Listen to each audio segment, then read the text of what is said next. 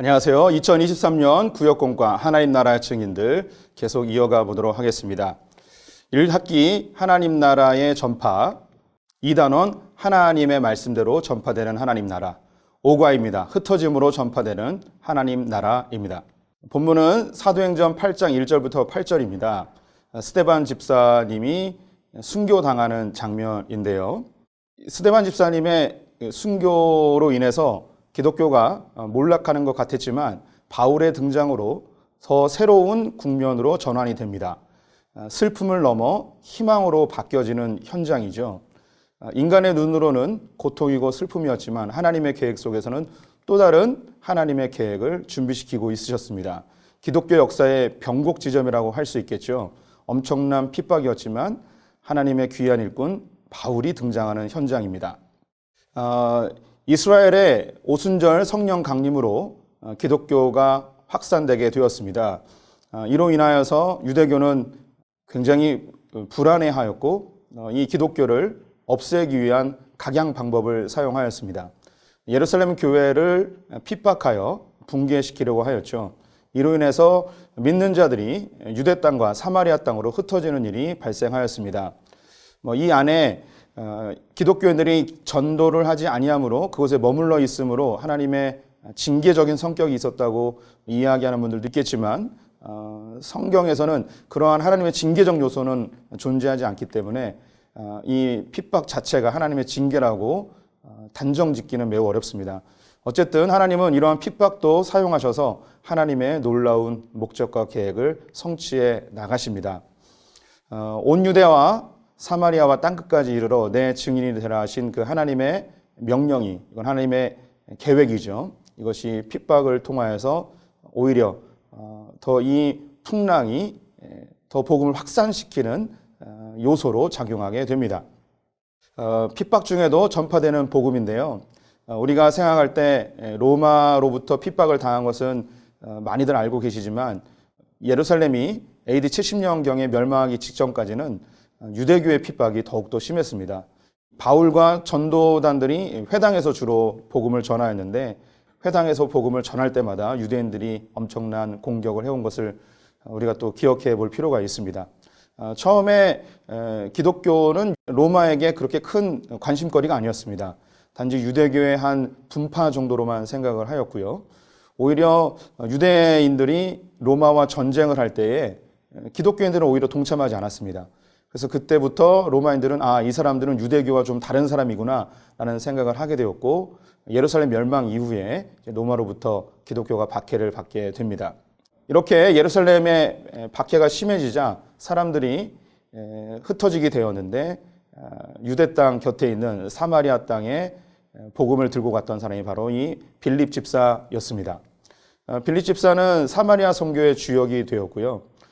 그는 사도도 아니었고 예수님의 직접적 제자도 아니었습니다.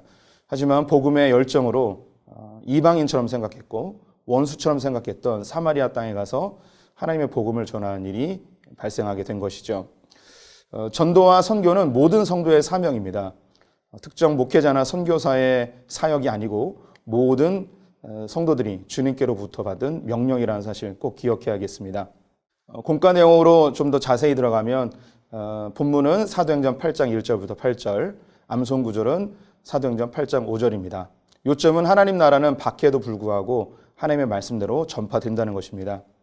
오늘 본문의 주 내용은 서두에서 언급해 드렸던 것처럼 예루살렘의 멸망과 더불어 예루살렘의 핍박과 더불어 복음이 사마리아와 또 유대 땅과 또 이방 땅까지 전파되어지는 그 시작점을 보여주고 있습니다. 복음이 예루살렘을 뛰어넘는 모습을 보여주고 있는 것이죠. 이것이 스데반의 순교와 바울의 등장으로 변곡점을 이루게 됩니다. 첫 번째 질문입니다. 스데반의 죽음에 대해 사울의 반응은 어땠습니까? 8장 1절에 나와 있는데요. 스데반의 죽음을 마땅하게 생각하였다는 것입니다. 바울을 비롯한 유대인들은 기독교가 유대교의 위해 요소로 생각을 하였고요. 유대인들은 율법을 잘 지킴으로 이스라엘이 회복될 것이라고 생각을 하였습니다. 이스라엘이 멸망한 것이 말씀을 잘 지키지 아니하였다는 그런 결론을 내리게 되었고 바리새인들을 중심으로 말씀을 잘 지키고자 하는 운동들이 일어나게 됐죠. 613가지 율법 조문을 만들어서 그들이 이것을 잘 지키면 이스라엘이 회복될 거라고 생각했습니다. 하지만 예수님을 비롯한 기독교인들은 율법보다도 예수님을 믿는 것을 더 소중히 생각했죠. 그래서 이스라엘의 회복을 저해시키는 요소라고 단정짓고 기독교를 박해하고 없애려고 하였던 것입니다. 바울이 자기의 옛 행적을 사도행전 23장 4절에 이렇게 고백하고 있네요. 내가 이 돌을 박해하여 사람을 죽이기까지 하고 남녀를 결박하여 옥에 넘겼노니. 유대교의 박해입니다. 두 번째 질문, 박해로 인해 흩어진 그리스도인들이 한 일은 무엇입니까? 8장 4절에 답이 있습니다. 두루 다니며 복음의 말씀을 전했습니다. 박해 가운데도 그리스도인들은 복음을 전했습니다. 때를 얻든지 못 얻든지 복음을 전하는 것이 그들의 사명이었죠. 이 복음 증거는 단순히 예수님을 전하는 것 그 이상의 의미를 담고 있습니다. 하나님 안에서 자기가 경험한 것을, 예수를 직접 보고 느낀 것을 증거하는 것이죠. 증인이라는 단어가 헬라어로 마르티스라고 합니다. 이것은 사건이나 사실들에 대한 법적 증인을 가리킬 때 이야기하는 단어입니다. 그래서 그들은 생명의 위협이 있어도 그들이 직접 경험하고 그들이 눈으로 본 것을 아니 말할 수 없었습니다. 그래서 그것이 복음 전도가 되었고 그것이 복음 전파가 되었습니다. 세 번째 질문, 사마리아 선교의 중심 인물은 누구였습니까? 네, 바로 빌립 집사입니다. 빌립 집사는 당시 이방인으로 취급되었던 사마리아인들에게 가서 하나님의 복음의 말씀을 전파하였죠. 여기서 평신도 사역의 중요성이 등장합니다. 목회자들은 제한적이고 선교사들 역시 그 숫자가 제한적입니다.